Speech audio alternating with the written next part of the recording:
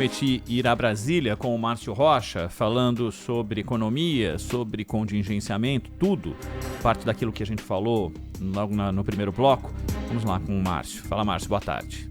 Boa tarde, Ronald. Boa tarde, Zaidan. Boa tarde a todo mundo que nos acompanha. A gente está na expectativa da divulgação e também de uma entrevista coletiva. A divulgação está marcada por volta de 3h30 da tarde e a entrevista coletiva deve começar por volta das 4. Isso porque o Ministério da Fazenda vai detalhar nesta segunda-feira como vão ser esses bloqueios dos cerca de 15 bilhões de reais no orçamento deste ano, que foi anunciado pelo governo na semana passada. Esses detalhes devem ser divulgados junto com o relatório de despesas e receitas do mês de julho, esse documento que avalia o comportamento das contas públicas. Mas a gente tem informação aqui dentro do Palácio do Planalto que existe a possibilidade de só divulgar o relatório, ou seja, como estão as contas públicas do governo e os detalhes do bloqueio, do contingenciamento, enfim, devem vir somente mais para frente nos próximos dias. A ver, tudo isso vai ser divulgado a partir das 4 horas da tarde. A gente lembra que a expectativa é que o governo apresente quais áreas serão afetadas por esse bloqueio e qual o tamanho da contenção dos recursos determinados por essa medida. No anúncio que foi feito na semana passada, o governo afirmou o seguinte, que seriam bloqueados cerca de 11 bilhões e 200 milhões de reais e um contingenciamento de 3 bilhões e 800 milhões de reais, somando isso tudo dá os 15 bilhões que eu falei anteriormente. Porque, segundo a equipe econômica, a medida é necessária justamente para equilibrar as contas públicas e cumprir a meta fiscal. Na época, na hora do anúncio, o ministro da Fazenda, Fernando Haddad, chegou a afirmar que o governo tinha feito um estudo que mostrou a necessidade dessa contenção de recursos e que ainda existem situações que precisam ser resolvidas. E uma delas, por exemplo, é a questão que está no Supremo Tribunal Federal, que trata da desoneração. A gente lembra também que, de acordo com o governo, bloqueio é feito quando existe um crescimento das despesas obrigatórias, como é o caso da Previdência Social, e é necessário controlar os gastos não obrigatórios, justamente para não estourar o limite que foi estabelecido pelo arcabouço fiscal.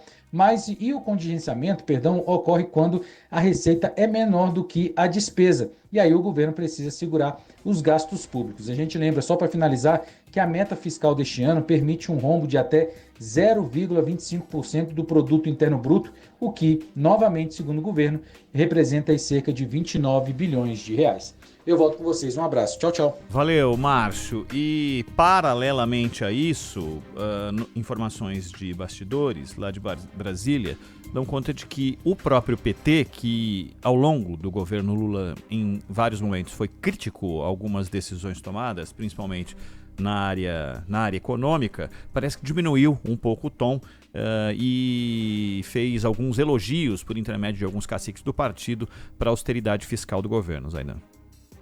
Isso, claro, tem a mão do Lula.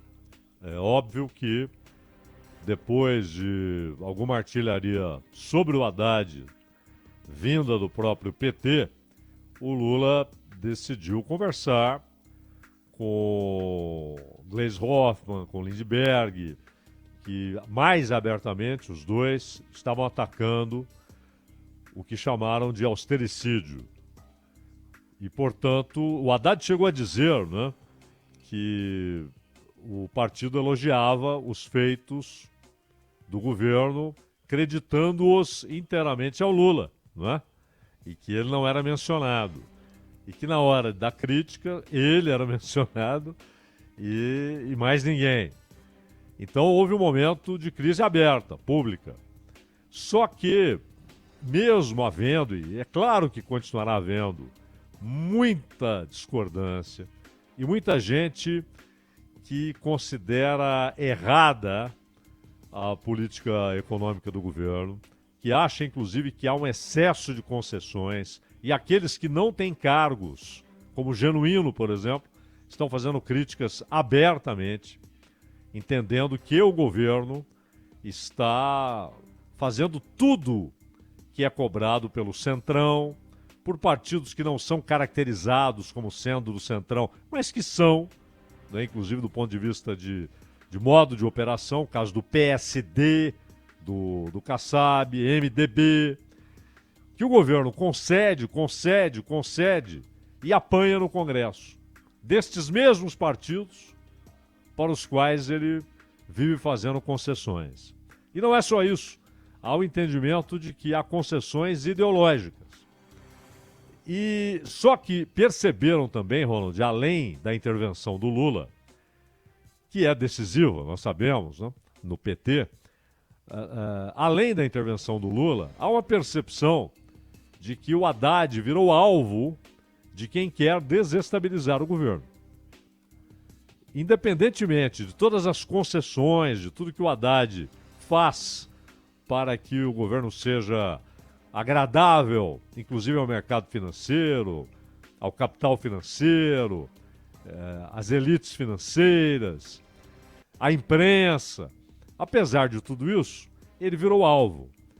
E um alvo atacado diuturnamente, mesmo fazendo todas essas concessões. Por que ele virou alvo? Porque era preciso personificar aquilo que foi escolhido como o centro, o alvo do ataque, a meta a ser atingida pelos ataques, que é exatamente a política econômica e a ladainha, a historinha de que há uma irresponsabilidade fiscal institucionalizada no governo Lula e representada pelo Haddad. Quando ele faz tudo, inclusive contrariando o partido, para responder a essa expectativa de responsabilidade fiscal. Por isso, o PT percebeu isso e notou que atacar o Haddad nesse momento seria dar munição a quem quer desestabilizar o governo. E por isso, essa mudança de rumo, essa mudança de direção. Foi uma escolha política, claro, óbvio. Houve também a intervenção do Lula para que o PT deixasse de ser mais uma fonte de ataques contra o Haddad, né?